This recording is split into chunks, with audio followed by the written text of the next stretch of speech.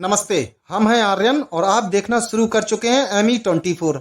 आज हम आपको ले चलते हैं राजस्थान के जयपुर शहर में, जहां पुलिस ने हाल ही में एक ऐसा ब्लाइंड मर्डर केस का खुलासा किया है जिसने हर किसी को हैरान कर दिया। इस कहानी में प्यार भी है, शक भी है, विश्वासघात भी है और एक बेरहम कत्ल भी। लेकिन हैरानी की बात यह है कि इस कत्ल के लिए आरोपियों ने सिर्फ प्लानिंग ही नहीं बल्कि क्राइम वेब सीरीज, मूवीज और यहाँ तक कि CID जैसे टीवी शो देखकर हत्या का पूरा खाका तैयार किया। तो आइए जानते हैं आखिर कैसे एक ई-रिक्शा चालक की जिंदगी ने अचानक करवट ले ली और कैसे उसकी अपनी पत्नी ने अपने प्रेमी और दोस्त के साथ मिलकर उसकी हत्या कर दी। 16 अगस्त की रात जयपुर के सुमेर नगर फुटबॉल ग्राउंड के पास एक खौफनाक वारदात हुई।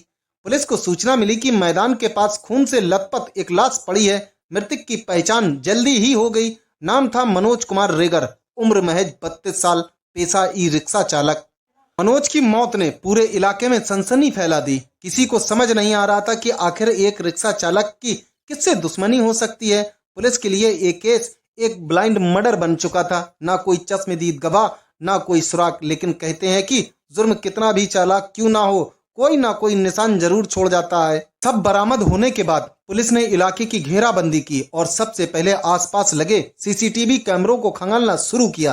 फुटेज देखते देखते पुलिस की नजर एक रिक्शे पर पड़ी। यह रिक्शा मृतक मनोज का था, लेकिन उस रिक्शे में उसके साथ एक और शख्स बैठा था। धीरे धीरे तस्वीर साफ होने लगी। जांच में पता चला कि वो शख्स कोई और नहीं बल्कि मोहित शर्मा था।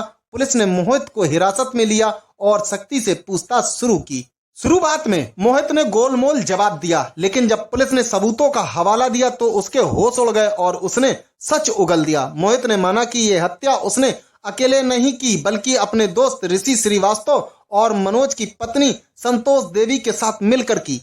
अब इस कहानी का असली चेहरा सामने आने लगा। दरअसल मनोज की पत्नी संतोष देवी का अफेयर चल रहा था। उसका प्रेमी था ऋषि श्रीवास्तव। मनोज को अक्सर इस रिश्ते पर शक होता था। शराब के नशे में वह संतोष से झगड़ा और कई बार मारपीट भी करता था। संतोष को यह सब नागवार गुजरता था। धीरे धीरे उसके मन में अपने पति के खिलाफ नफरत बढ़ती चली गई और फिर एक दिन उसने ठान लिया कि अब वह अपने प्रेमी के साथ मिलकर मनोज को रास्ते से हटा देगी। हत्या की साजिश किसी सामान्य झगड़े में नहीं बनी बल्कि महीनों तक की गई बारीकी प्लानिंग का नतीजा थी। तीनों आरोपी संतोष, ऋषि और मोहित घंटों बैठकर हत्या की योजना बनाते। उन्होंने क्राइम वेब सीरीज और मूवीज देखी, CID जैसे टीवी शो से भी हत्या के तरीके सीखे। यहाँ तक कि गूगल और YouTube पर भी ये खोजा कि हत्या कैसे की जाए और पुलिस से कैसा बचा जाए। इतना ही नहीं, पुलिस की नजर से बचने के लिए तीनों ने नए सिम कार्ड खरीदे जिन्हें सिर्फ गुप्त बातचीत के लिए इस्तेमाल किया जाता था। प्लानिंग पूरी हो चुकी थी और अब बारी थी वारदात को अंजाम देने की। 16 अगस्त की रात लगभग 10 बजे मोहित शर्मा मनोज के रिक्शे में बैठा। उसने मनोज को बहाने से सुमेर नगर फुटबॉल ग्राउंड के पास सुनसान इलाके तक पहुंचा दिया। वहां पहले से ही ऋषि घात लगाए बैठा था। जैसे ही मनोज उस जगह पहुंचा, दोनों ने उस पर हमला कर दिया।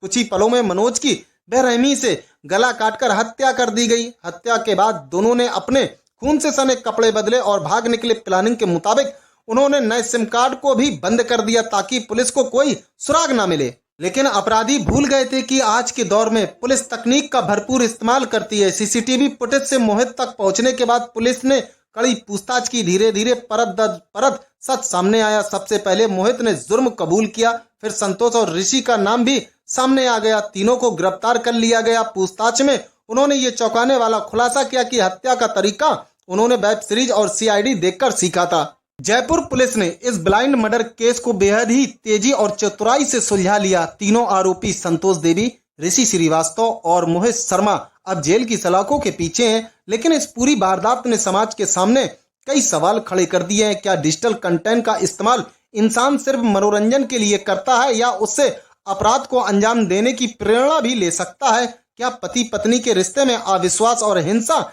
इतनी खाई पैदा कर सकती है कि पत्नी अपने ही पति की हत्या कर दे? दोस्तों, ये थी जयपुर से सामने आई उस ब्लाइंड मर्डर केस की पूरी कहानी, जिसमें प्यार, शक और अपराध का ऐसा संगम हुआ जिसने एक मासूम की जिंदगी छीन ली। आपका क्या कहना है? क्या सिर्फ रिश्तों में अविश्वास और मारपीट ही इस तरह के खतरनाक फैसले लेने के लिए जिम्मेदार है या फिर डिजिटल कंटेंट भी अपराधियों को नई राह दिखाता है? अपनी राय हमें कमेंट सेक्शन में जरूर बताएं।